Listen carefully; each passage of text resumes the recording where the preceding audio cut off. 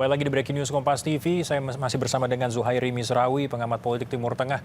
Tadi kita menyimak bagaimana Kapolda Metro Jaya memberikan pernyataan. Salah satu poin yang disampaikan adalah ada dugaan keterlibatan dari Muhammad Bahrun Naim. Anda punya catatan soal sosok yang satu ini? Iya, Bahrun Naim ini pernah ditangkap oleh Densus 88 pada bulan November tahun 2010. Dia aktivis Solo, jadi dikenal terlibat dalam gerakan teroris ya. Tapi memang sangat mengejutkan pernyataan dari pihak kepolisian tadi bahwa Bahrun Naim sedang menghidupkan sel-selnya kembali yang bergabung dengan ISIS itu. Tapi memang kalau kita lihat bendera ISIS kan dalam dua tahun terakhir atau 3 tahun terakhir kan bergentayangan di Solo. Ya. Bergentayangan di Solo. Maka oleh karena itu memang ya harus diwaspada sekali. Jadi jangan main-main karena ISIS itu bisa mengecoh kita dari benderanya. Karena benderanya seolah-olah dia menegakkan kalimat La ilaha illallah Muhammadur Rasulullah, ya kan? Jadi itu kalimat yang sangat sakral dalam tradisi Islam. Tetapi menurut saya kita jangan fokus pada satu orang ya, pada Bahrun Naim ini, karena bagaimanapun mereka sudah beranak pinak. Ya, nah, beranak pinak ini menjadi pertanyaan, apakah artinya kita akan melihat banyaknya kantong-kantong dari ISIS, bagaimana mereka sudah menempatkan kekuatan-kekuatan mereka? Data kita ISIS itu tentara di Indonesia itu ada 1.000 tentara. Mereka punya 1.000 tentara yang sudah berbaiat kepada ISIS. Ada 10 juta menurut survei fansnya, orang yang tertarik dengan ajaran ISIS. Yang Dan berempati kepada ISIS di Indonesia sekitar 10 juta. Jumlah yang sangat besar sekali. Jadi menurut saya kita harus punya caranya. Jadi saya selalu mengatakan perlu ada radikalisasi Pancasila. Jadi bagaimana Pancasila ini agar masuk ke rumah-rumah. Untuk mengcounter itu bahwa Pancasila itu sudah terbukti cocok mempersatukan kita sebagai sebuah negara bangsa. Dan jangan sekali-kali kita terkecoh atau tergoda dengan ideologi negara Islam atau imperius atau itu Daulah Islamiyah atau Islamic State atau Khilafah Islamiyah, imperium Islam itu. Nah, ada tantangan yang cukup serius di depan mata. Ideologi ISIS sedang digandrungi oleh sebagian masyarakat kita. 10 juta memang kecil dari jumlah 250 juta. Tetapi itu akan sangat besar kalau mereka menjadi pemain-pemain konser. Mereka yang siap untuk berperang. Catatan kita ada 100 dan jumlah yang ini pulang, ada 1.000. Sebetulnya bagai bom waktu, kapanpun mereka akan siap melancarkan konsernya tadi. Persis. Jadi salah satu kelebihan ISIS, mereka tidak pernah tidur selnya 24 jam. Karena mereka adalah kelompok militan. Kelompok yang sangat militan sekali, mempunyai misi yang menurut mereka benar, yaitu mendirikan negara Islam. Nah, oleh karena itu negara tidak boleh kalah militansinya. Kita sebagai kelompok yang cinta Pancasila tidak boleh kalah militansinya. Saya selalu mengatakan kita punya pemerintah pusat, pemerintah daerah, kabupaten, kota, sampai tingkat desa. Kita punya anggota DPR, kita punya ormas yang dikenal sangat moderat, NU, Muhammadiyah, dan lain-lain. Maka kebersamaan inilah yang menurut saya akan bisa mengalahkan. Sekali lagi jangan fokus pada satu orang, yaitu Bahrun Naim. Meski kita tidak fokus ke sana, Mas, tapi kita tentu tahu ketika keberadaannya dikaitkan dengan apa yang dilakukan oleh ISIS saat ini, apakah ini nantinya bukan akan menjadi satu senjata yang mematikan buat ISIS? Karena kita tahu keterlibatan Bahrun Naim dalam beberapa aksi teror juga itu cukup meresahkan. Ya memang, kalau kita baca ya beberapa literatur soal ISIS, karena saya sedang menulis buku tentang ISIS dan melakukan kajian sangat serius, banyak nama-nama yang lain selain Bahrun Naim itu. Yang disebutkan bahwa di Indonesia sel-selnya mulai hidup kembali. Mereka kan selama ini berafiliasi ke Al-Qaeda. Lalu Al-Qaeda kemudian setelah meninggalnya Osama bin Laden dan kita melihat Ayman Az-Zawahiri tidak begitu kuat. Lalu muncullah sosok Abu Bakar Al-Baghdadi. Mereka mempunyai afiliasi baru ke Abu Bakar Al-Baghdadi.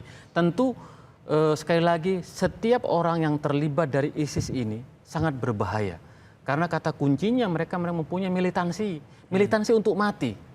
Mereka siap untuk mati dan siap untuk membunuh apa saja, menciptakan ketakutan di tengah-tengah kita. Dan doktrin semacam itu sebetulnya harus segera diantisipasi oleh pemerintah. Jadi kalau kita mampu memutus mata rantai doktrin militansi untuk mati ini, maka kita sesungguhnya sedang membangun harapan baru bahwa Indonesia bukan tempat yang subur untuk ISIS. Indonesia adalah tempat yang subur bagi mereka yang ingin bersama-sama hidup secara lebih manusiawi melalui bendera Pancasila.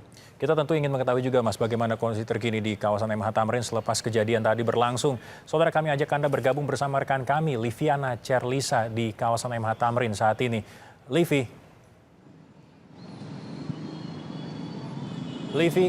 kami dengar saat ini di kawasan MH Tamrin kondisi sudah berlangsung normal. Silakan dengan laporan Anda, Livi.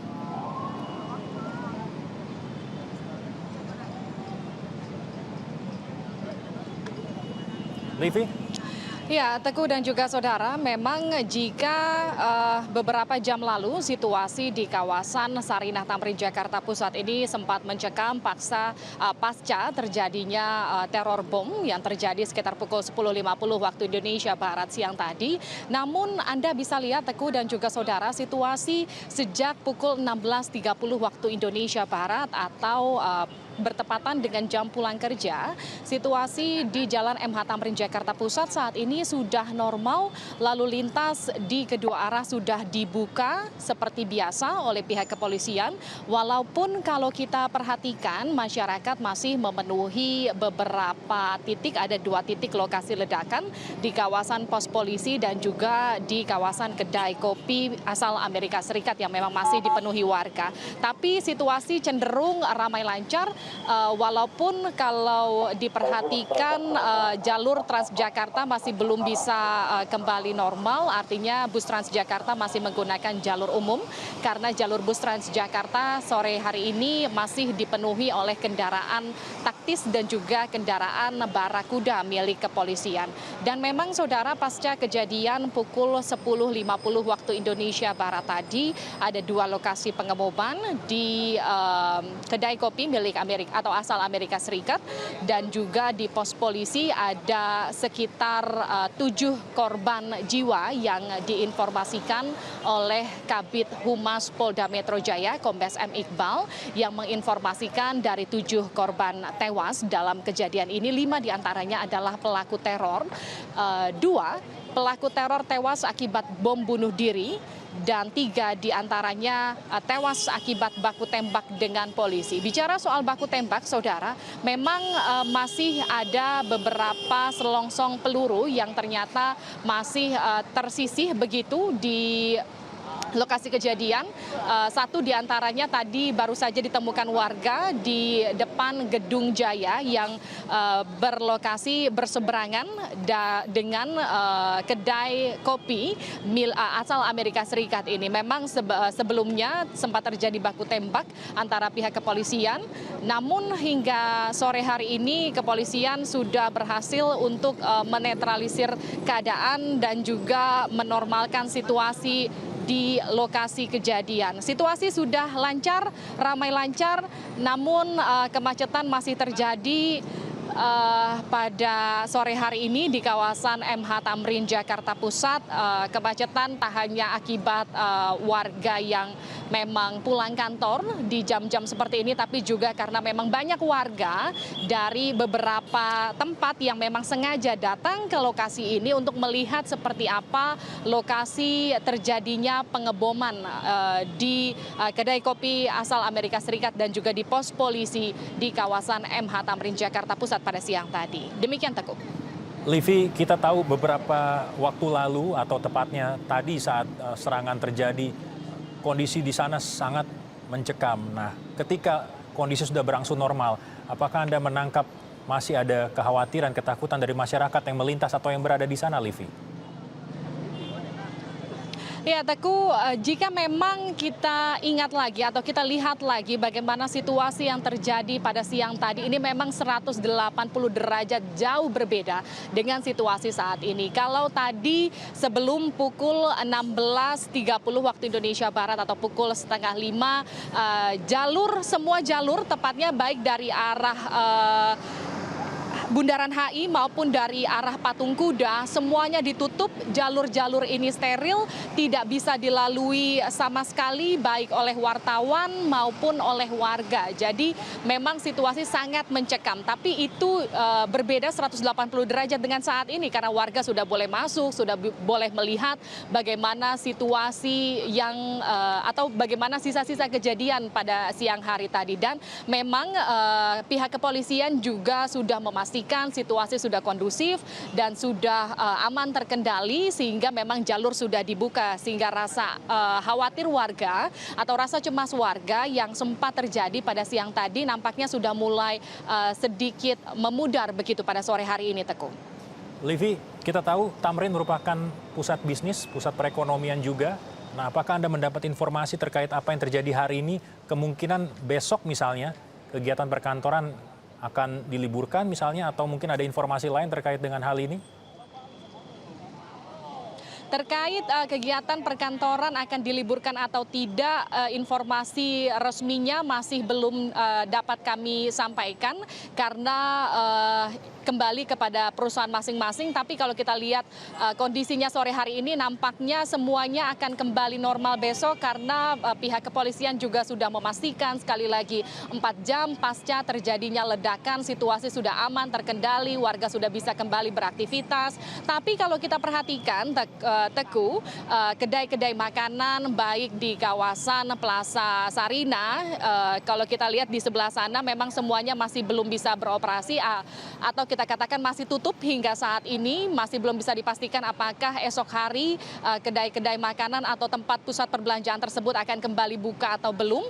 Tapi yang dapat dipastikan hingga sore hari ini pusat perbelanjaan tersebut masih ditutup karena memang tim dari Lapor sendiri masih melakukan olah TKP. Olah TKP baru saja selesai di kedai kopi asal Amerika Serikat tersebut dan memang kalau kita lihat beberapa polisi masih berjaga-jaga di sini. Jadi kalau dikatakan apakah situasi sudah kembali normal karena situasinya sekarang masyarakat sudah bisa beraktivitas, saya rasa besok situasinya sudah akan lebih cenderung normal dibandingkan dengan sore hari ini, Teguh. Tapi kalau toko-toko hingga sore hari ini masih tutup. Baik, Liviana Cerlisa, terima kasih untuk laporan langsung Anda yang sudah memantau dan memberikan perkembangan terkini bahwa kawasan MH Tamrin sudah dibuka, sudah bisa dilalui oleh warga dan sudah berangsur normal. Saudara tetap bersama kami, Breaking News Kompas TV masih akan segera kembali sesaat lagi.